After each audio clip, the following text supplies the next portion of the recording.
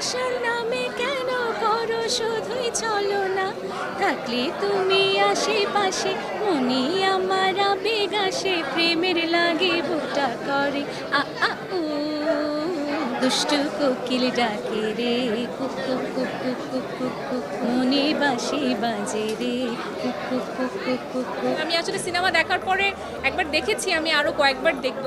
আমি রীতিমতো ওনার বিশাল আকারের ফ্যান হয়ে গেছি। সো অনেক ভালো অ্যাক্টিং করেছে এবং গানটা অবশ্যই উনি গান তো সুন্দর হবেই, বা শাকিব খানের অ্যাপিয়ারেন্স থাকলে ওটা ডেফিনেটলি অনেক দূর যায়, এটা আবার প্রমাণিত। এই ছবিটা এত দর্শক জনপ্রিয়তা পেয়েছে এবং পাওয়া উচিত, কারণ এইভাবে আমরা সাকিব ভাইকে আগে দেখি নাই।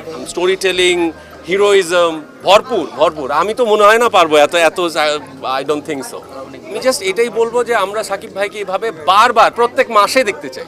আমি, সাকিব ভাই, সিয়াম, রাজ, চঞ্চল ভাই যারা আছে সবাই একসাথে একটা সিনেমা করা উচিত, যাতে করে এমন কোনো দর্শক নেই যারা হলে আসবে না। আমরা দেশের বাইরে তো এরকম কেন, আয়নাবাজিতে আমি কাজ করেছি না, সো ক্যামিও করেছি, তো সো তখনও মনে হয় না আর ক্যামিও হয়েছে। তুফানের ঝড়টা যাক, তারপরে আমরা রাফির আরেকটা ঝড় নিয়ে আসবো ইনশাল্লাহ।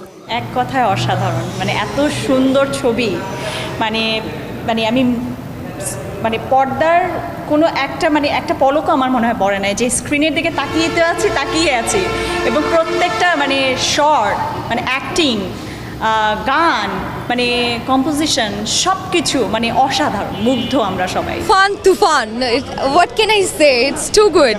বাংলাদেশে এরকম সিনেমা হওয়া মনে হয় আরও বেশি জরুরি। এরকম সিনেমা হলে আমাদের বাংলা সিনেমার সুদিন ফিরবে। Honest, I was not that big fan of him, but after that I must say I am a big fan of Shakib Khan. অসাধারণ, মানে আমার মনে হয় মানে he is the best for this kind of film. Raihan Rafi is the best. সাধারণ, আমি city বাজিয়েছি, আমি গান গেছি, কুক কুক কুক গানে আমি নেচেছি সিনেমা হলে, সো ইট ওয়াজ অ্যামেজিং।